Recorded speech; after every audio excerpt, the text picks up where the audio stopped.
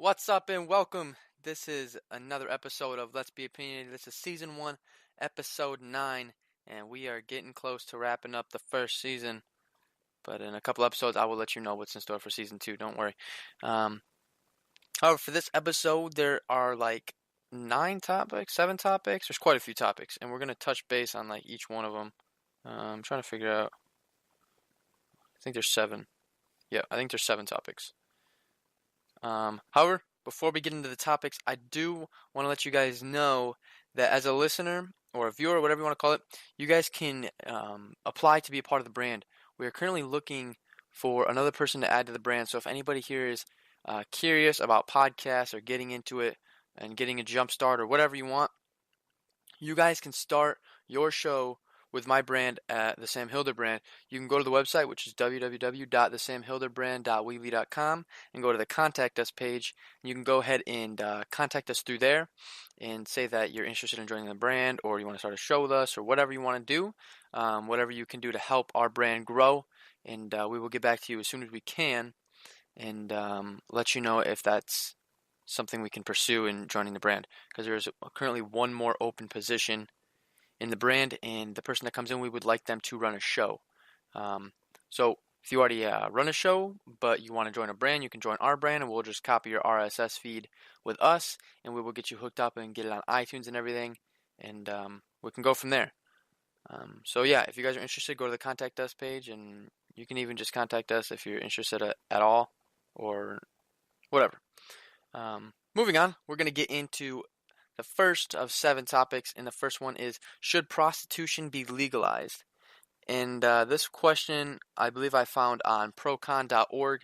I found some information about it, and prostitution is currently only legal, I believe, in 11 counties of Nevada, and that is on the western side of the United States. But prostitution is obviously happening all over the United States. It's happening probably somewhere in every 50 states, but it's also happening globally, and it's banned in a lot of places globally. I do think there are some places in Europe where it is totally legal, where there's like prostitution stripways where you can just go through and go into like a little booth and be with a prostitute. But speaking on behalf of like America's standpoint, or at least North America's standpoint, I believe that prostitution should be banned in all 50 states, in Canada, completely North America. But globally, I believe it should be banned as well. But I know we don't really have that power. But as a U.S. citizen, we have the power to vote on that, and I believe that we should vote against, prostitution in general. Our bodies shouldn't really be bought out for sexual endeavors, in my opinion. However, those 11 counties in Nevada obviously disagree with me. But I definitely think it should be banned worldwide, and if not, at least nationwide. Make where we live a better place. I did look at the statistics of the show, and I do see that there is a viewer in Canada, and there's I believe only one viewer in Canada though. The rest of them are largely the Midwest of this of the United States.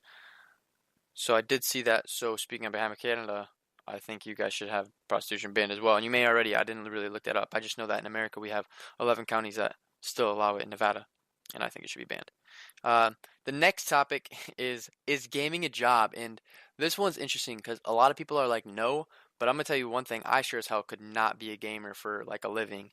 I just get bored with it. And but on the flip side, people who love and play games for hours and hours a day, that's like a job that's, I believe, is pursuable.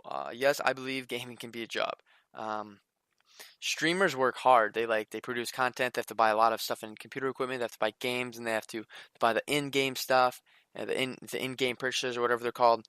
And they have to work hard to produce that content for 6 to 8 hours straight. Not to mention when it's live and people are like commenting and like they're interactive with it, and it's a real thing. It's like a entertainment career. And it's not something you can get hired into. It's more or less something you have to pursue and grow over time. So it's a career that you have to work your way into, and not everybody can even pursue it full time just because it's a difficult thing to get into.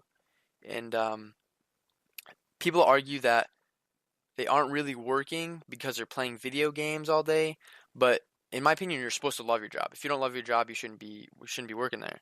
And streamers still have to file for taxes on the income and revenue they gain from the platforms that they're on. So like if you're on Twitch and they play games on Twitch all day, and Twitch is giving them a cut, they have to file taxes for that cut. So they're still contributing to the taxpayers of America.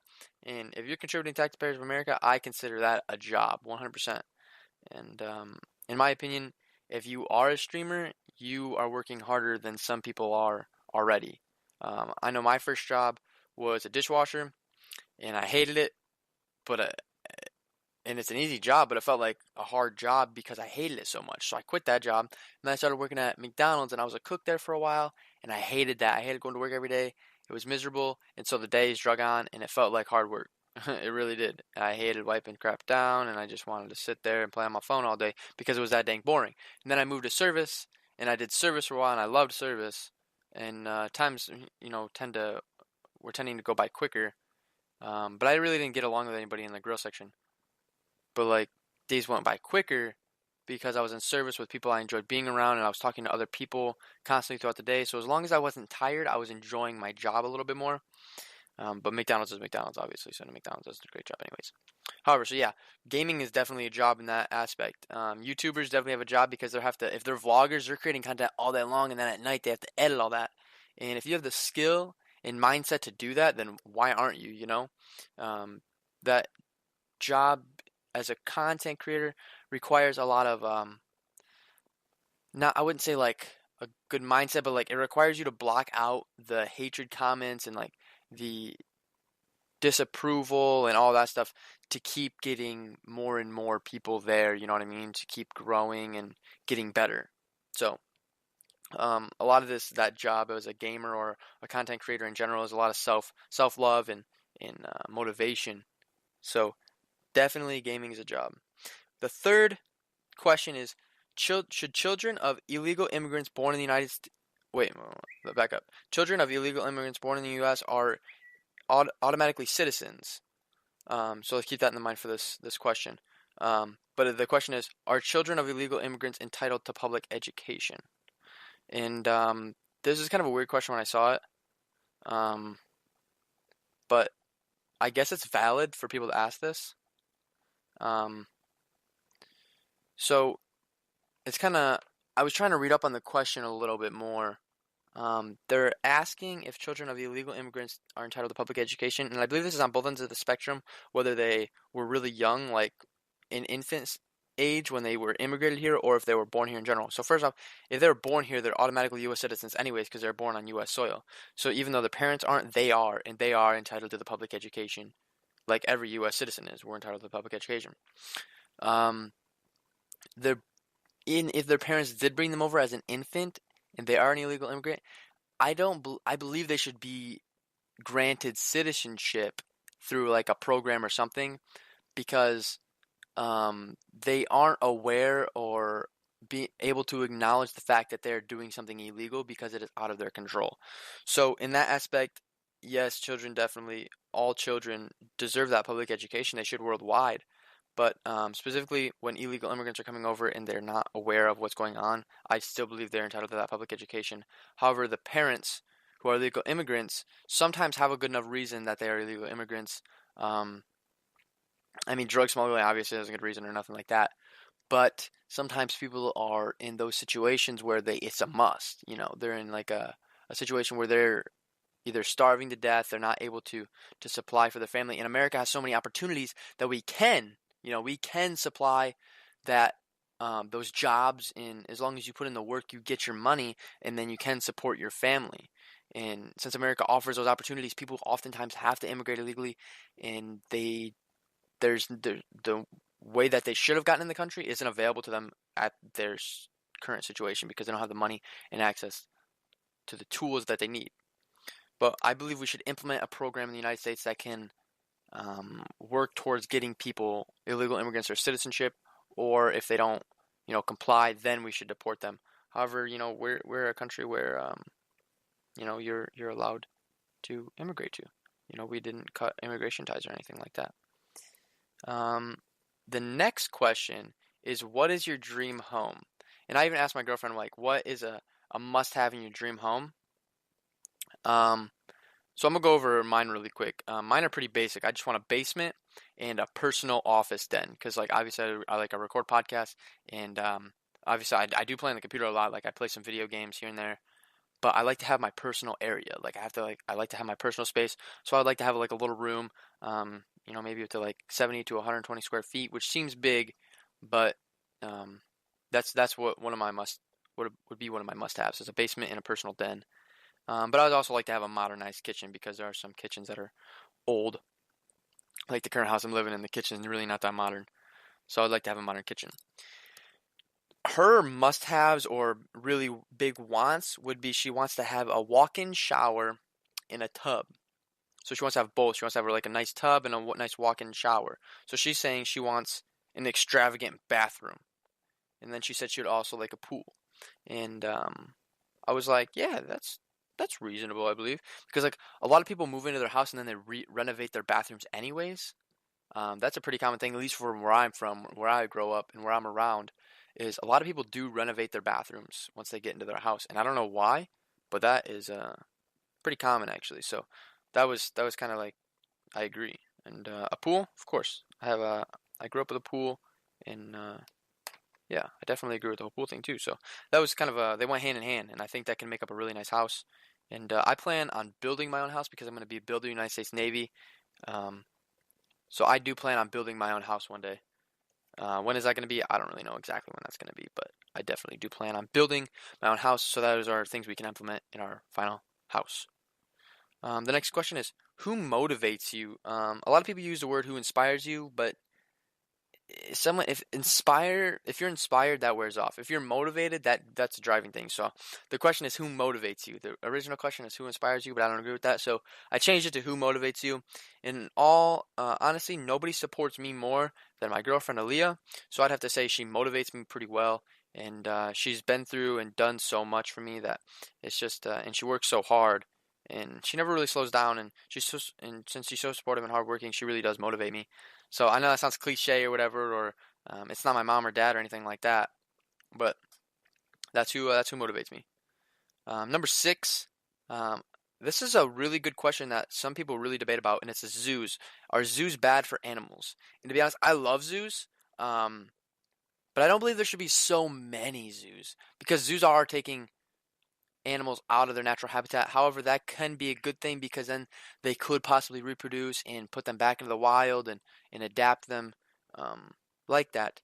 But I love zoos, and as long as you're taking good care of the animals and maintaining the facilities and everything is cared for, I don't see the hurt in zoos as long as the zoo isn't like going overboard and taking in too many animals.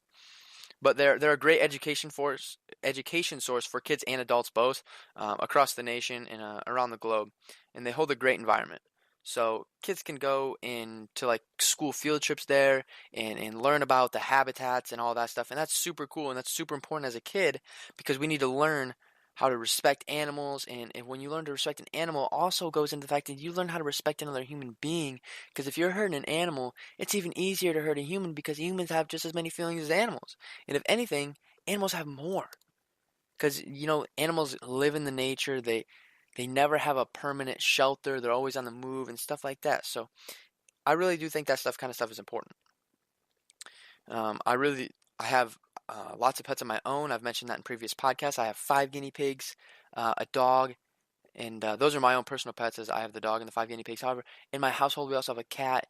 We have fish, and we have turtles. So um, it's really important, the whole animal thing, especially for young kids growing up. Elementary and junior high to really understand. And in high school, a lot of people grow love for animals, and that's really when they start getting their own and living with them full time and taking care of them. And it's a healthy lifestyle. The next question is TV dying? And let me tell you, 100% TV is definitely dying.